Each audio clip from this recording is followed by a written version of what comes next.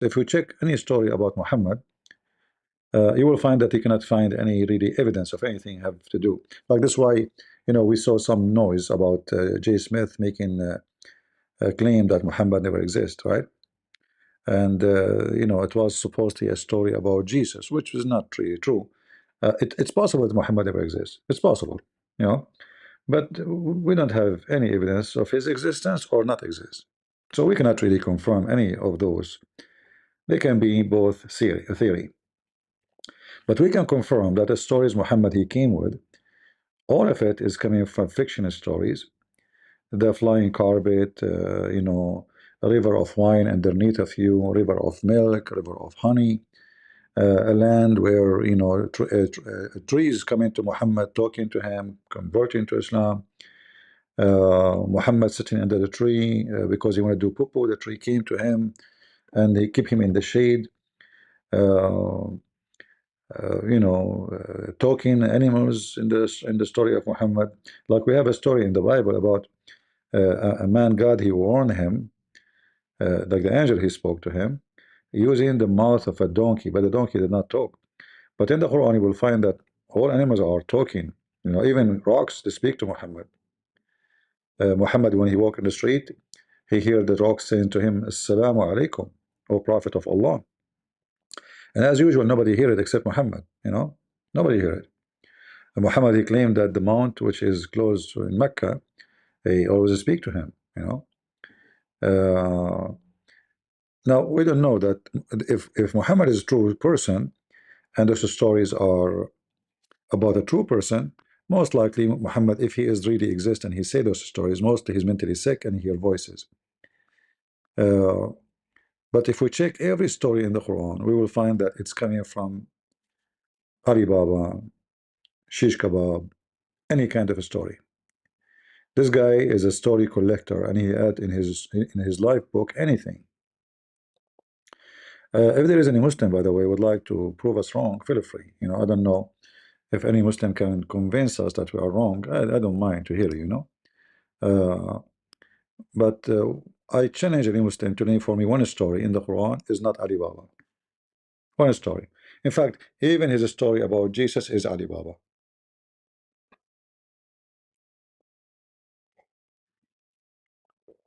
All of it. It's a fiction story. You know. What Muhammad he knew about Jesus? Nothing. To the point, Muhammad he think that Mary she is the sister of Aaron. He heard from the Jews that Aaron he have a sister. Her name is Maryam. And that's why you see in the Quran, he claimed that Mary, she is the daughter of Amran, but Amran is the father of Moses and the father of Aaron. So this guy is an idiot, if he's exist, and he always collects stories. Do we have any Muslim from the Alibaba cave? Yeah, yeah, and actually, maybe today we will not find any Muslim to challenge me, but maybe tomorrow we hope. Like I'm not expecting too many people to be here, as you know, because the people are watching the memorial. People like to watch those things. For me, I have a mission to finish or to continue. More important than my death or anyone death. Like, I would die, Charlie die, and you would die, whatever would die. But we have a mission to continue. Uh, do we have any Muslim?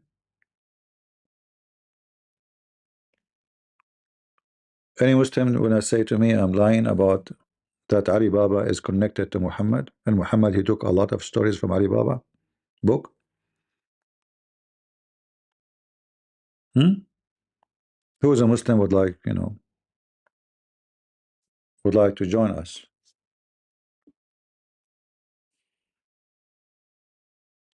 Anyone? Today actually I spoke to a woman, she is maybe 97 years old, and they were asking me in the church about my book. And this woman, she jumped from the middle of nowhere, uh, and she started quoting for me verses from the Quran. And she told me she thought I'm a Muslim. She thought I'm a Muslim. She came late, but when she stopped by, joined us, she heard talking about Islam, something about Islam. So she started quoting for me verses from the Quran. She said chapter, etc., verse, etc. It says that the Muslim, they have to kill Christians. If they kill a Christian or a Jew, they go to heaven. Islam is a false religion, and she's so excited, you know. Yeah, and they're very old women, very old. And then she said to me, "So why you are a Muslim?" I said, "I'm not a Muslim." Everybody laughed. You know, I said, "Take it easy, guys." She said, "Oh, I thought you are a Muslim." You know, I said, "No, I'm not a Muslim. I'm a Christian." And then, you know, I was really surprised that a woman at this age, and she is not born in the Middle East, she doesn't speak Arabic, she have a great knowledge. And I wonder why today we have all this like you know, technology and internet, and you know, books is very available. You can download it one click, and still people are so ignorant, you know. No, no, no. They told her, you know, the a lady, she was standing. She explained to her that I am an author. I teach about Islam. A lot of Muslims leave Islam, and then she gave me a hug. She says, "I'm sorry. I'm sorry. You know, I thought you are a Muslim coming to the church to try to lie to Christians. You know, I was going to kick you out." Real lady, you know, real woman. Yeah, still kind. Yeah. So, do we have any Muhammadan here would like to, you know, would like to join us and say something to us about Alibaba? What is the connection between Alibaba and Muhammad? I did not have time reading because I had a meeting with the bishop, and you know, after they finished the service, they called me. They said he's waiting for you. So I did not have time to stay and talk to them more. Do we have any Muhammadan? Yeah, yeah. She gave me a hug. She said, "I'm sorry. I'm sorry. I thought you are a Muslim coming here to lie to Christians. We should not let them get here. You know." And she quote from me from the Bible that we should not, you know, let the false teachers to get our houses. Yeah. And then she started speaking to me in German. I said, "I know German." She said, "Okay, I will go back to English."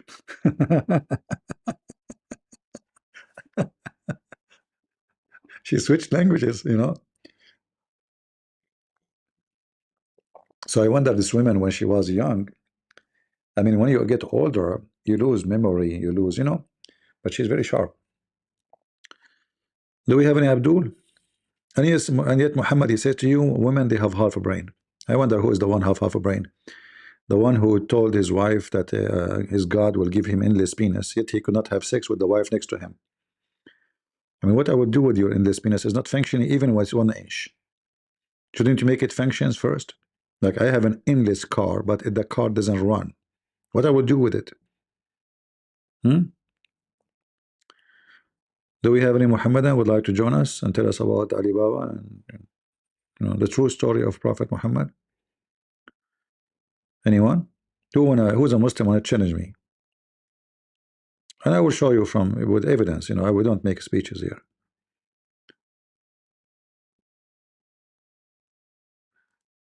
No, Alibaba has never exist. You know, actually, even the names those Alibaba are converted to Arabic mostly names, but they are originally are not. You know, like even the origin of the story, like some they say to you it's a Persian, but I believe it's a mix of Persian, Indian, you know, tons of legions.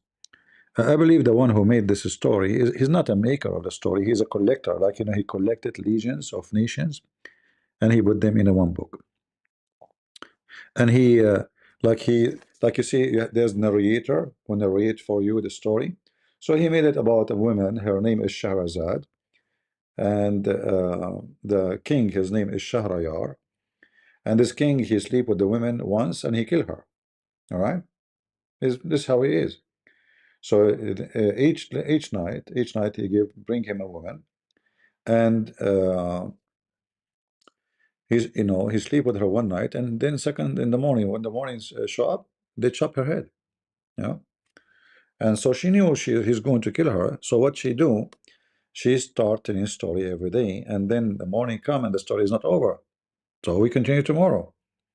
So this is 1001 or one night, 1001 night story. So she was telling him uh, stories for 1001 night, and I think at the end, I'm not sure what happened. Like he loved her or something. He did, like, he did not kill her. Yeah.